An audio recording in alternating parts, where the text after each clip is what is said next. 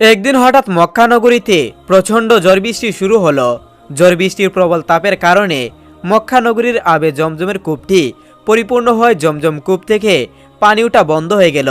তারপর মক্কা নগরীতে প্রবল আকারে পানির সংকট দেখা দিল। কোথাও পানি চিহ্ন মাত্র নেই। মক্কার মানুষেরা পানির জন্য এদিক ওদিক ছুটাছুটি করতে লাগলো, কিন্তু কোথাও পানির সন্ধান না পেয়ে একেবারে তারা নিরাশ হয়ে পড়লেন। শিশু, যুবক, বৃদ্ধা, বৃদ্ধ সবাই পানির জন্য অসুস্থ হয়ে পড়লেন। তৎকালীন সময়ে মক্কা নগরীর নেতা ছিলেন নবীজির দাদা আব্দুল মুতালিব। পানি সংকটের জন্য দিশেহারা হয়ে তারা সবাই তাদের নেতা আব্দুল মুতালিবের কাছে উপস্থিত হলেন। আব্দুল মুতালিবের কাছে উপস্থিত হয়ে সবাই তাকে বললেন, আপনি আমাদের নেতা, আপনি যেভাবেই হোক আমাদের পানির ব্যবস্থা করুন। আপনি জমজম কূপ থেকে পানি উত্তোলন করার ব্যবস্থা করে দিন। আমাদের মনে হয় আপনি ছাড়া আর কেউ জমজম কূপ থেকে পানি উত্তোলন করার ব্যবস্থা করে দিতে পারবে না। উপস্থিতগণ বললেন, আমরা যদি জমজম কূপ থেকে পানি না পাই তাহলে সবাই অসুস্থ হয়ে মারা যাব। এই কথা শুনে আব্দুল মুতালিব ভীষণ চিন্তিত হয়ে পড়লেন। তিনি মনে মনে ভাবলেন কিভাবে জমজম কূপ থেকে পানি উত্তোলন করা যায় এবং কিভাবে পানি উত্তোলন করার ব্যবস্থা করা যায়। কিন্তু তিনি কোনো চিন্তা করেই কুল কিনারা পেলেন না, কোনো আশার আলো দেখতে পেলেন না।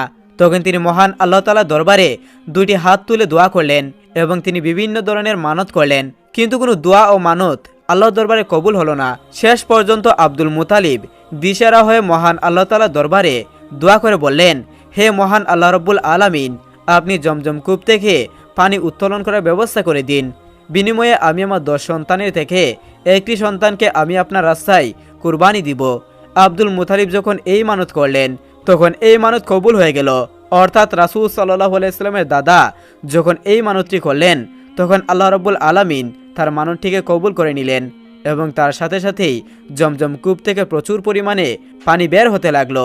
এবং জমজম কূপের পানি বের হতে দেখে মক্কাবাসীগণ অবাক হয়ে গেল এবং তারা আনন্দে আত্মহারা হয়ে পড়লেন। এরপর জমজম কূপের পানি বের হওয়ার পরে সবাই সুখে শান্তিতে বসবাস শুরু করলো। কিন্তু এদিকে এই ঘটনার পরে রাসূল সাল্লাল্লাহু আলাইহি ওয়াসাল্লামের দাদা আব্দুল মুতালিবের এই মানতের কথা মনে ছিল না। তিনি অবিরাম এই মানতের কথা ভুলে গেলেন। একদিন রাসূল সাল্লাল্লাহু আলাইহি ওয়াসাল্লামের দাদা আব্দুল মুতালিব তার নিজের গৃহে ঘুমাচ্ছিলেন। তিনি স্বপ্নে যুগে দেখলেন মহান আল্লাহ তাআলা আব্দুল মুতালিবকে বলেছেন, হে আব্দুল মুতালিব, তুমি কি ভুলে গেছো তুমি কি মানত করেছিলে? তুমি মানত করেছিলে যে জমজম কূপ থেকে পানি বের হলে তোমার 10 সন্তানের মধ্য থেকে একটি সন্তানকে তুমি আল্লাহর রাস্তায় কুরবানি করে দিবে। তুমি তোমার মানত পূরণ করো। তারপর এই স্বপ্ন দেখার পর আব্দুল মুতালিব ঘুম থেকে জাগ্রত হলেন এবং উঠে বসে পড়লেন। এরপর তিনি চিন্তা করতে লাগলেন, সত্যিই তো আমি মানত করেছিলাম যে জমজম কূপ থেকে পানি বের হলে আমি আমার 10 সন্তানের মধ্য থেকে একটি সন্তানকে আমি আল্লাহর রাস্তায় জবাই করে দিব, কিন্তু আমি আমার মানতের কথা ভুলে গিয়েছি। আব্দুল মুতালিব তার এই স্বপ্নের কথা কারোর সাথে প্রকাশ করলেন না। পরের দিন রাতের বেলা তিনি আবারও যখন ঘুমাচ্ছিলেন আবারও স্বপ্ন দেখলেন। মহান আল্লাহ রাব্বুল আলামিন তাকে বলছেন, হে আব্দুল মুতালিব, তুমি কি ভুলে গেছো তুমি কি মানত করেছিলে?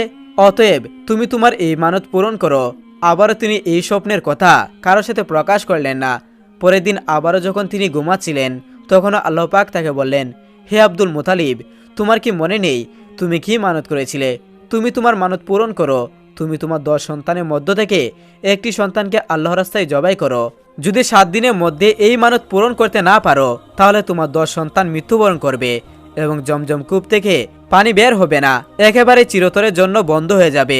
এরপর আব্দুল মুতালিব এই স্বপ্ন দেখার পর ভয়ে কাঁপতে লাগলেন। রাসূল সাল্লাল্লাহু আলাইহি ওয়াসাল্লামের দাদা আব্দুল মুতালিব চিন্তা করতে লাগলেন যে তিনি কি করবেন। কিছুই তার বুঝে আসছে না, কারণ তার 10 সন্তানের মধ্যে থেকে কাকে তিনি জবাই করবেন এটাই তিনি বুঝে উঠতে পারছিলেন না। পরের দিন সকালবেলা আব্দুল মুতালিব তাওরাত পণ্ডিতদেরকে ডাকলেন। তাওরাত পণ্ডিতেরা আব্দুল মুতালিবের কাছে আসলেন। তখন আব্দুল মুতালিব ভীষণ চিন্তিত এবং পরেশানি অবস্থায় তাওরাত পণ্ডিতদেরকে বললেন, হে পণ্ডিতগণ, আমি মহান আল্লাহ পাক রাব্বুল আলামিনের দরবারে মানত করেছিলাম যে জমজম কূপ থেকে পানি বের হলে আমি আমার 10 সন্তানের মধ্য থেকে একটি সন্তানকে আল্লাহর রাস্তায় কুরবানি দিব। আমার মানত মহান আল্লাহ পাক কবুল করে নিয়েছেন। জমজম কূপ থেকে আবারও পানি বের হয়েছিল, কিন্তু তারপর আমি সেই মানতের কথা একেবারে ভুলে গিয়েছিলাম। গত 3 দিন পর্যন্ত মহান আল্লাহ পাক আমাকে স্বপ্নে দেখিয়েছেন। মহান আল্লাহ তাআলা বলেছেন আমার মানত পূরণ করতে। তিনি 3 দিন পর্যন্ত আমাকে বলেছেন, হে আব্দুল মুতালিব, তোমার কি মনে নেই যে তুমি মানত করেছিলে? তুমি তোমার মানত পূরণ করো। আমার 10 সন্তানের মধ্য হতে একটি সন্তানকে জবাই করে দিতে হবে। আমি যদি আমার মানত পূরণ না করি তাহলে আমার 10 সন্তান মৃত্যুবরণ করবে এবং জমজম কূপ থেকে চিরদিনের জন্য পুনরায় পানি ওঠা বন্ধ হয়ে যাবে। আপনারা বলুন এখন আমি কি করতে পারি? তখন পণ্ডিতগণ বললেন, হে আব্দুল মুতালিব, যেহেতু আপনি মানত করেছেন এবং মহান আল্লাহ পাক আপনাকে স্বপ্নে যুগে সেই মানত পূরণ করতে বলছেন, তাহলে অবশ্যই আপনাকে আপনার 10 সন্তানের মধ্য থেকে এক সন্তানকে আল্লাহর রাস্তায় কুরবানি করে দিতে হবে। পণ্ডিতগণের কথা শুনে আব্দুল মুতালিব অত্যন্ত চিন্তিত এবং পেরেশানি হয়ে পড়লেন। তিনি কি করবেন তিনি কিছুই ভেবে পাচ্ছেন না। তার 10 সন্তানের মধ্যে কাকে তিনি জবাই করবেন তা তিনি ভেবে পাচ্ছেন না, কারণ তার 10 সন্তানই তার কাছে প্রিয় ছিল। তারপর তিনি কোনো উপায় না পেয়ে পরের দিন তার সন্তানদেরকে ডাকলো। আব্দুল মুতালিবের বড় সন্তান ছিল আব্বাস রাদিয়াল্লাহু তাআলা আনহু। আব্দুল মুতালিব প্রথমেই তাকে বললেন, হে আমার পুত্র, আমি মানত করেছিলাম যে জমজম কূপ থেকে পুনরায় পানি বের হলে আমি আমার 10 সন্তানের মধ্য থেকে একটি সন্তানকে আল্লাহর রাস্তায় জবাই করে দিব। এখন আমি কি করব? তুমি কি আমার সেই মানত পূরণ করবে?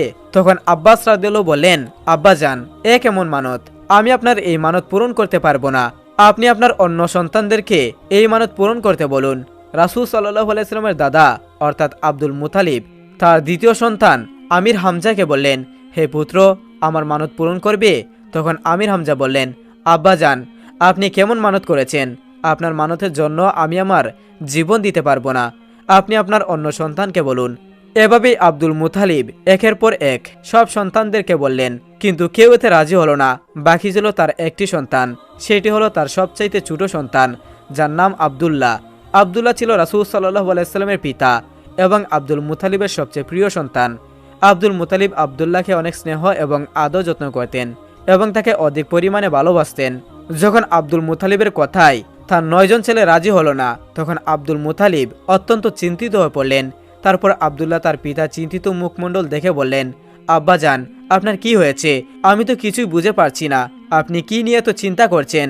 তখন আব্দুল মুতালিব তার সবথেকে ছোট পুত্র রাসূল সাল্লাল্লাহু আলাইহি ওয়াসাল্লামের পিতা আব্দুল্লাহকে বললেন, হে প্রিয় সন্তান আব্দুল্লাহ, আমি মানত করেছিলাম যে জমজম কূপ থেকে পুনরায় পানি বের হলে আমি আমার 10 সন্তানের মধ্য থেকে একটি সন্তানকে আল্লাহর রাস্তায় জবাই করে দিব, কিন্তু 10টি সন্তানের মধ্যে কেউ আমার এই মানত পূরণ করার জন্য রাজি হলো না। এবং আল্লাহ পাক বলেছেন, হে আব্দুল মুতালিব, তুমি যদি তোমার 10টি সন্তানের মধ্য থেকে একটি সন্তানকে আল্লাহর রাস্তায় জবাই না করো তাহলে তোমার 10টি সন্তান মৃত্যুবরণ করবে এবং পবিত্র জমজম কূপের পানি পুনরায় বন্ধ হয়ে যাবে, এমনকি চিরদিনের জন্য সেই পানি ওঠা বন্ধ হয়ে যাবে। এখন আমি কি করব? তখন ছোট পুত্র আব্দুল্লাহ বলল, আব্বাজান, আপনি কোনো চিন্তা করবেন না। আব্বাজান, আমাকে আপনি আল্লাহর রাস্তায় জবাই করে আপনার মানত পূরণ করুন। আব্দুল মুতালিব তার ছোট পুত্র আব্দুল্লাহর এ কথা শুনে খুবই খুশি হলেন, কিন্তু অন্যদিকে অত্যন্ত দুঃখ পেলেন। তার কারণ ছিল আব্দুল মুতালিবের অত্যন্ত প্রিয় সন্তান ছিল তার ছোট পুত্র আব্দুল্লাহ। প্রিয় সন্তান হারানোর ব্যথা তার হৃদয়ে বইতে লাগলো, কিন্তু ছোট পুত্র আব্দুল্লাহকে জবাই করা ছাড়া আব্দুল মুতালিবের আর কোনো উপায় ছিল না, কারণ আব্দুল্লাহকে জবাই না করলে তার 10 সন্তানকে হারাতে হবে। পবিত্র জমজম কূপের পানি পুনরায় বন্ধ হয়ে যাবে। এ কারণে হয়তোবা সকল মক্কাবাসীগণ পানির অভাবে মৃত্যুবরণ করবে। তারপর আব্দুল মুতালিব তার ছোট পুত্র আব্দুল্লাহকে নিয়ে কাবার উদ্দেশ্যে রওনা হয়ে গেলেন। কিছুক্ষণ পর তারা কাবার চৌধুরী উপস্থিত হলেন। সেখানে সকল মক্কাবাসীগণ উপস্থিত হলেন। এদিকে আব্দুল মুতালিবকে জবাই করার খবর পেয়ে মক্কার অন্যান্য নারী পুরুষ সবাই সেখানে উপস্থিত হলেন। সেখানে যে সকল নারীরা উপস্থিত ছিল তার মধ্যে একজন ছিল ওয়ারাকা ইবনে নৌফেলের কন্যা মরিয়ম। ওয়ারাকা ইবনে নৌফেল ছিল তৎকালীন তাওরাত কিতাবের পণ্ডিত। তার কন্যা ছিল মরিয়ম। মরিয়মও তাওরাত কিতাবে খুবই পারদর্শী ছিল। তিনি জানতেন তাওরাত গ্রন্থে লেখা ছিল এই আব্দুল্লাহর ওরসে জন্ম নিবে আখেরি নবী মাহবুবে আলম আল্লাহর প্রিয় হাবিব হযরত মুহাম্মদ সাল্লাল্লাহু আলাইহি সাল্লাম। তাই তিনি আব্দুল্লাহকে জবাই করতে মানা করলেন। কোনো মতেই আব্দুল্লাহকে জবাই করতে দিতে চাইলেন না। তিনি আব্দুল মুতালিবকে বললেন, আব্দুল্লাহকে কোনো মতেই জবাই করা যাবে না, কারণ তাওরাত কিতাবে লিখিত আছে এই আব্দুল্লাহর ওরসেই আখিরি নবী হযরত মুহাম্মদ সাল্লাল্লাহু আলাইহি সাল্লাম এই পৃথিবীতে আগমন করবেন। তারপর রাসূল সাল্লাল্লাহু আলাইহি সাল্লামের দাদা আব্দুল মুতালিব মরিয়মকে বললেন, আমি মানত করেছিলাম যে জমজম কূপ থেকে পানি পুনরায় উত্তোলন হলে আমি আমার 10 সন্তানের মধ্য থেকে একটি সন্তানকে আল্লাহর রাস্তায় জবাই করে দিব। সেই অনুযায়ী এখন যদি 10 সন্তানের মধ্য থেকে একটি সন্তানকে জবাই না করি তাহলে আমার 10 সন্তানকে মৃত্যুবরণ করতে হবে এবং জমজম কূপ থেকে আবারও পানি ওঠা বন্ধ হয়ে যাবে। তখন মরিয়ম আলাইহিস সালাম বললেন, যাই হোক না কেন আব্দুল্লাহকে কোনো মতেই জবাই করা যাবে না, বিনিময়ে এই মক্কা নগরীতে রক্তের বন্যা বয়ে যাবে, তবুও আমরা আব্দুল্লাহকে জবাই করতে দিব না। মরিয়ম বললেন, প্রয়োজনে আপনি আপনার অন্য সন্তানদের মধ্য থেকে যে কোনো একটি সন্তানকে জবাই করেন। মরিয়মের সাথে সাথে সকল মক্কাবাসীগণ বলে উঠল, আমরা কোনো মতেই আব্দুল্লাহকে জবাই করতে দিব না। অপরদিকে অন্যান্য মক্কাবাসীগণ বলল, আমরা যদি আব্দুল্লাহ চেহারা দেখে ব্যবসায় সফর করি তাহলে আমাদের ব্যবসা ভালো হয়। হে আব্দুল মুতালিব, আপনার ছোট পুত্র আব্দুল্লাহকে আমরা কোনো মতেই জবাই করতে দিব না।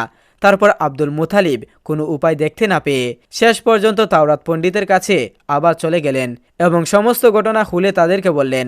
তখন তাওরাত পণ্ডিত তার প্রশ্ন শুনে বললেন, আপনি এখন গিয়ে লটারি ব্যবস্থা করুন, এই লটারিতে উটের নাম লিখুন এবং আপনার ছোট পুত্র আব্দুল্লাহর নাম লিখুন। এই লটারিতে যার নাম উঠবে তাকে আপনি আল্লাহর রাস্তায় জবাই করে দিবেন। তারপর সকল মক্কাবাসীর সামনে আব্দুল মুতালিব লটারি ব্যবস্থা করে দিলেন। সেখানে উটের নাম লেখা হলো এবং আব্দুল্লাহর নাম লেখা হলো। আর এই দুটি কাগজ তারা একটি পাত্রের ভিতরে দিয়ে দিল। যখন পাত্রের ভিতর থেকে কাগজটি তুলল তখন দেখা গেল আব্দুল্লাহর নাম উঠল। এদিকে মক্কাবাসীগণ কোনো মতোই আব্দুল্লাহকে জবাই করতে দিবে না। আবারও লটারি ব্যবস্থা করা হলো। কাগজ খুলে দেখলো আবারও আব্দুল্লাহর নাম উঠল। এভাবে লটারি করতে করতে 99 বার এই পাত্র থেকে লটারির মাধ্যমে কাগজটি তুলা হলো, কিন্তু প্রতিবারই আব্দুল্লাহর নাম এলো। তখন আব্দুল মুতালিব বলল, আর কোনো উপায় নেই, এবার আমার প্রিয় পুত্র আব্দুল্লাহকে জবাই করতে হবে। যেহেতু আমি মানত করেছিলাম তাই আমাকে মানত পূরণ করতেই হবে এবং মানত পূরণ করার জন্য আমাকে শেষ পর্যন্ত আমার প্রিয় পুত্র আব্দুল্লাহকে জবাই করতে হবে। আব্দুল মুতালিবের এই কথা শুনে তাওরাত পণ্ডিতের কন্যা মরিয়ম বলল, না, আব্দুল্লাহকে জবাই করা যাবে না, আপনি আবারও নতুন করে লটারির ব্যবস্থা করুন। যতক্ষণ পর্যন্ত উটের নাম উঠে ততক্ষণ পর্যন্ত আপনি লটারি চালিয়ে যাবেন। আবারও লটারির ব্যবস্থা করা হলো। একদম শেষ পর্যায়ে অর্থাৎ 100 বারের পর ওই লটারির উটের নাম এলো। এবার সকল মক্কাবাসীগণ আনন্দে আত্মহারা হয়ে উঠল। অন্যান্য সকলে খুশি হলো, কারণ তাদের প্রিয় আব্দুল্লাহকে আর জবাই করতে হবে না। এই ভেবে সবাই খুশিতে আত্মহারা হয়ে উঠল। তারপর আব্দুল মুতালিব অত্যন্ত খুশি হয়ে 100টি উট আল্লাহর রাস্তায় জবাই করে দিলেন। এদিকে আব্দুল্লাহ বড় হতে লাগলো। যখন তিনি বিবাহের উপযুক্ত হলো তখন বহু জায়গা থেকে আব্দুল্লাহর জন্য বিবাহের সম্বন্ধ আসতে লাগলো, কারণ তৎকালীন আব্দুল্লাহ ছিলেন সবচেয়ে সুন্দর পুরুষ। আব্দুল্লাহকে দেখে যে কারো ভালো লেগে যেত। আব্দুল্লাহকে পাওয়ার জন্য মক্কার রমণীরা অধীর হয়ে থাকত। মক্কার রমণীরা মানত করত আব্দুল্লাহকে স্বামী হিসেবে পাওয়ার জন্য, কারণ আব্দুল্লাহ ছিল অত্যন্ত সুন্দর, ভদ্র ও সৎ চরিত্রবান পুরুষ।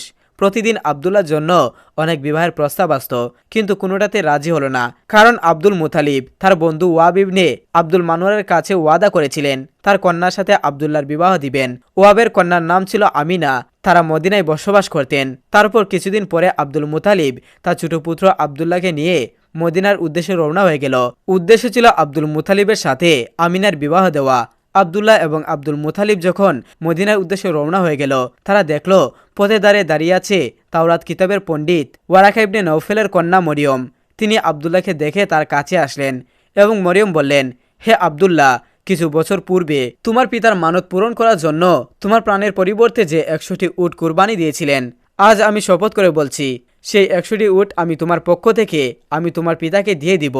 কিন্তু আমার একটা প্রস্তাব রয়েছে, তার বিনিময়ে তুমি আমাকে বিবাহ করো। কিন্তু আব্দুল্লাহ সৎ চরিত্রবান ও ভদ্র এবং লাজুক হওয়ায় মরিয়মকে এই প্রস্তাবের কোনো উত্তর দিল না। আব্দুল্লাহ শুধু বললেন, আমি আমার পিতার সাথে আছি। পিতাকে ছেড়ে অন্যত্রে যাওয়া কিংবা পিতার কথা অবাধ্য হওয়া আমার পক্ষে কখনোই সম্ভব নয়। এই কথা বলে আব্দুল্লাহ তার পিতার সাথে মদিনার উদ্দেশ্যে আবার রওনা হলেন। দীর্ঘপথ অতিক্রম করার পরে মদিনায় ওয়াব বিন আব্দুল মান্নানের বাড়িতে পৌঁছে গেলেন। তৎকালীন সময় ওয়াব বিন আব্দুল মান্নান মদিনার সম্মানিত বংশের ছিলেন এবং তার মর্যাদা ছিল ভালো। তিনি তার গোত্রের সর্দার ছিলেন। তারপর আলাপ আলোচনার মধ্য দিয়ে তার কন্যা আমিনার সঙ্গে আব্দুল মুতালিবের পুত্র আব্দুল্লাহর বিবাহ হয়ে যায়। এদিকে আমিনা ছিল তার সম্প্রদায়ের মহিলাদের নেত্রী। অনেক ঐতিহাসিক লিখেছেন, আব্দুল্লাহ বিবাহের পরে তার শ্বশুর বাড়িতে 3 দিন পর্যন্ত থাকেন। তারপর আব্দুল্লাহ আমিনাকে বিবাহ করে নিজ গৃহে নিয়ে আসেন। তারপর আখিরি নবী হজরত মুহাম্মদ সাল্লাল্লাহু আলাইহি সাল্লাম মা আমিনার গর্ভে আসেন। আব্দুল্লাহর বিবাহের অনেক দিন পরে তিনি কোথাও যাচ্ছিলেন, তখন দেখল তাওরাত কিতাবের পণ্ডিত ওয়ারাকা বিন নওফেলের কন্যা মরিয়ম সেখানে দাঁড়িয়েছিলেন। মরিয়ম জানত না ইতিমধ্যে আব্দুল্লাহর বিবাহ হয়ে গেছে। আব্দুল্লাহকে দেখে মরিয়ম তার কাছে আসলো এবং আবদুল্লাহর চেহারার দিকে তাকিয়ে তিনি আর কিছুই না বলে মরিয়ম আবার তার গৃহের দিকে ফিরে গেলেন। এই ঘটনা দেখে আবদুল্লাহ কিছুটা অবাক হয়ে মরিয়মকে জিজ্ঞাসা করলেন, হে মরিয়ম, সেদিন তুমি আমাকে বিবাহের জন্য প্রস্তাব দিয়েছিলে, কিন্তু আমাকে দেখে আজ কিছু বলছো না কেন? এরকমভাবে চলে যাচ্ছ, এর কারণ কি আমি জানতে পারি? তখন মরিয়ম বলল, তুমি বিয়ে করেছো ইতিমধ্যে, তুমি অন্য এক নারীর স্বামী, তোমার চেহারা পরিবর্তন ঘটেছে, এটা আমি স্পষ্ট দেখতে পারছি। আমি তোমাকে বিবাহের প্রস্তাব দিয়েছিলাম, তার কারণ হলো তোমার কপালে এক উজ্জ্বল নূর ছিল, সেই নূরের জ্যোতি যেমন তেমন ছিল না।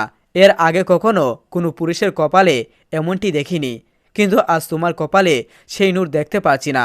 এর কারণ হচ্ছে এটার অধিকারিণী হলো তোমার সৌভাগ্যময় স্ত্রী। সুতরাং এখন আমার আর তোমার কোনো প্রয়োজন নেই। এভাবে কোনো কথা না বলেই সেখান থেকে মরিয়ম চলে গেল। অতঃপর আবদুল্লাহ বাড়ি ফিরল। তারপর থেকে আবদুল্লাহ ও আমিনা সুখে শান্তিতে সংসার করতে লাগলো। কিছুদিন পরে আব্দুল মুতালিব আবদুল্লাহকে খেজুর আনার জন্য মদিনায় পাঠায়। খেজুর নিয়ে আসার সময় আবদুল্লাহ কুরাইশের একটি বাণিজ্যের কাফেলার সাথে সফর করেছিলেন, কিন্তু পথেই হঠাৎ অসুস্থ হয়ে পড়লেন, যার ফলে আবদুল্লাহ মদিনায় অবতরণ করেন এবং সেখানেই তিনি ইন্তেকাল করেন। ইন্না লিল্লাহি ওয়া ইন্না ইলাইহি রাজিউন। আবদুল্লাহ যখন ইন্তেকাল করেন, প্রিয় নবী সাল্লাল্লাহু আলাইহি সাল্লাম আমিনার গর্ভে ছিলেন।